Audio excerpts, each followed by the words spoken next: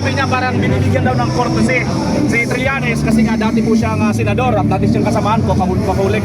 Ano masasabi niyo dyan, kasamang John?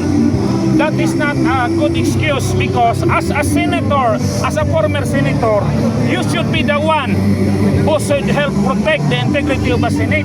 Tapos dati kang senador, tapos dati kang nagtatago sa Senate nung may warrant ka, tapos ngayon i-disrespect mo yung i-disrespect mo yung Senate mismo. He does not deserve any consideration kasi siya mismo na senador dapat alam niya yon. During the time he was a senator, he was protected by the Senate. Tapos ngayon ibabiolate niya yung sanctity ng institution. Those people, our senators are elected directly by the people. Si Matibag, appointed lang yun ng drug addict na presidente. What makes him superior to Senator Bato? Elected by 20 million people. So, they have disrespected the Senate. Kaya, who will protect the Senate? Tayo mga butante, tayo mga tao. Tapos yan sa kabila, pira natin ang pinagbabayad ng mga hakot na yan, mga pira natin. So, ano ang inyong masasabi para kay Senator Trillanes?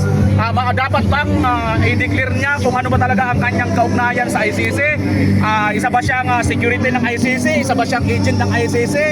Saan ba siya naka-affiliate? Dapat bang i-reveal niya ito sa taong bayan? Kasi nagtataka ang taong bayan, bakit saan siya nakakakuha ng tapang at lakas ng loob para pumasok mismo sa Senate aside from doon sa sinasabi ni Senator Cayetano na courtesy about sa kanya bilang isang dating kakulig o dating senador. Now, para sa inyo, dapat ba niyang i-reveal kung saan ba talaga ang pinagkukuhanan niya ng tapang at lakas ng loob at ano ang kanyang affiliation sa ICC, partner?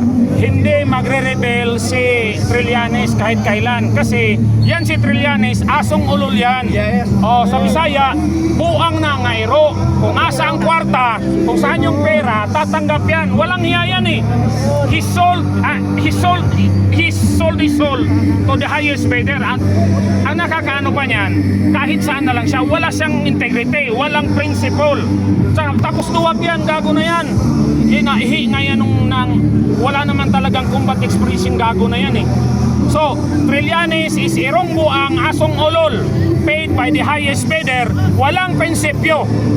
Kahit na senador pa siya, kahit na PMAR pa siya, siya ang pinakawalang hiya, pinakawalang silbi na naging senador sa buong Pilipinas. Alam mo si Trillanes, hindi ko nakita na may tapang talaga yan at yung siya lang. All the time, palagi siyang nakasandal sa isang institusyon. Palagi siyang parang turi lang na matapang lang kung may kakampi. Pero sana may tapang siya na yung siya mismo yung siya lang. Walang tapang yan eh. Mga asong ulo lang yan. Pira-pira lang yan. Hindi yan handang mamatay sa prinsipyo. Kaya dapat makulong si Trillanes. And my challenge to the Senate, mga sirs, mga madam, please issue a warrant against Trillanes because he disrespected a constitutional body that deserves respect and honor. Dati pa siyang senador. Tapos gaganon-ganonin na lang niya. Kaya andito tayo because we want to tell the whole world na we want to protect the Senate because kung meron mang demokrasyang natitira, andito ngayon sa Senate. Sir, That is my stand. Yes, sir. Sir, comment po sa nangyaring impeachment sa Congress kay VP Sara Duterte. Ano mo sasabihin po, sir? Comment po, sir. Well, ang Congress sa House of Representatives, wala nang integridad dyan. Kung meron man, kunti na lang. Kaya everyday, yung mga tao, tayo mga Pilipino, masama loob natin kasi bayaran lang eh. Kaya kami sa Cebu, we are doing grassroots organizing na dapat ang manalo by 2028 si Inday Sara. Kasi pag walang leader sa taas na matino, lahat gago, lahat naging walang hiya. Kaya yun nangyari sa atin din ngayon. Follow po sa iyo, kasamang John. Nakita natin na itong congresswoman from Cebu, si Dilmar, ay hindi po siya bumoto pabor sa impeachment. So nag-no po siya. Ano ang masasabi ninyo sa napakatapang na congresswoman ninyo ng Cebu? Yeah, si Ma'am Cute, love namin yan. May prinsipyo at talagang loyal. Pero yung karamihan ng mga congressman namin sa Cebu, mga mukhang pera, mga traidor. Kaya nakakahiya maging Cebuano. Tapos si Inday Sara, si Tatay Digong, they trusted Cebuano politicians. Pero ang pinakamaraming traidor nasa Cebu. Kaya kaming mga DDS doon sa Cebu, sabi namin palitan natin hanggat kaya yung mga traidor. Kasi nakakahiya na sabi natin mga Cebuano may prinsipyo at matapang. Pero yung mga political leaders natin doon, puro mukhang pera, puro traidor, puro walang prinsipyo. Sir, pangalan niyo po, sir? Anong pangalan niyo po? I'm Jun Abinis. Ako yung Secretary General ng Cebu Alliance for Duterte. Sa kasama ko sana yung mga kasama ko sa Cebu. Pero kung may barko lang papunta dito, punuin natin dito ng mga Bisaya. Kaso mahal ang pamasahe. Mahal, nagdupli o nagtriple yung ticket ngayon eh. Kaya yun, ako muna, advance party. Pero sa mga taga Cebu, mga Bisayas, kung kaya natin pumunta dito kahit masakit sa bulsa, let's show, let's give our part na hindi lang to laban dito sa Maynila.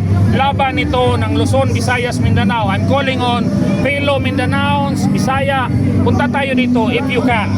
Kasi this might be the spark that we need. Dapat nating protektahan ang Senado. Yan ba yung mag-emphasize na hindi bayaran ang mga Duterte supporters dahil kita nyo naman, sinasabi ninyo na mayroong kayo nakikita doon na mukhang mga bayaran ng mga supporters. Kayo, wala kayong pamasahe, nagpunta pa kayo talaga rito? Oo. Actually, wala akong pamasahe. May isang DDS na, sir. Would you like to go? One way lang. So, yun. Tinanggap ko. I have to shell out money for my yung accommodation. Pero, baliwala sa atin kung nagmamahal ka sa bayan.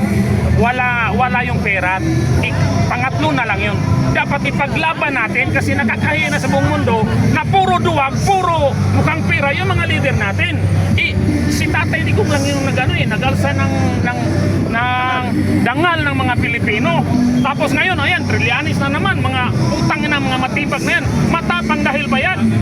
Pero ano ba? May mga combat experience ba yan? Wala mga combat experience yan. Mga duwag yung mga putang inang yan. Ano ang masasabi ninyo? At last na lang, no? Baka may yung mga kasama natin. Ako last na lang sa akin. Ano masasabi ninyo na humingi si Senator Bato na nanawagan siya ng suporta kasi may mga nakikita na pong mga umaali-aligid na isang eroplano na parang seems like parang matutulad siya kay Tatay Digong na bigla na lang, wala pang 24 hours, binitbit papuntang dahig, kinidnap. Ano ang masasabi ninyo sa panawagan ni Senator Bato de la Rosa sa taong bayan at ano ang masasabi niyo sa taong bayan? Senator Bato, amo kang protektahan. Kung bitbiton ka, magpabitbit ni. Kung mamusil sila, nako sa imong atubangan, Senator Bato.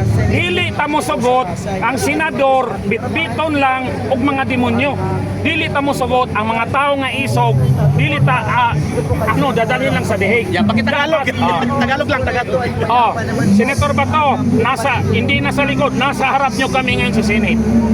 Kung meron mang magkakabarila, magkakamatayan, handa tayo. Kasi talagang masakit sa loob ko na hindi natin naprotektahan si Tatay Digong. Kasi minadali nila. Now we have all the time to protect the Senate. Kasi dati minadali nila, kinidnap nila. Ngayon, nandito na sa Senate. Sana matatapang din yung mga senador natin. Kasi karamihan sa mga senador natin, mga putang na mga mukhang pera. Hindi na to pera. This is about Filipino honor, pride, and dignity. This is about the future of our children. Nakakahiya ng mga Pilipino sa buong Asia. Puro magnanakaw na lang yung mga leader natin. If this is the right time na mapalitan na yung mga demonyo, palitan natin, regardless. Ayan, maraming salamat kay kasamang Jun Abines all the way from Cebu. Talaga naman, kahit walang pamasahe, para lang makasuporta kay Senator. Ayan.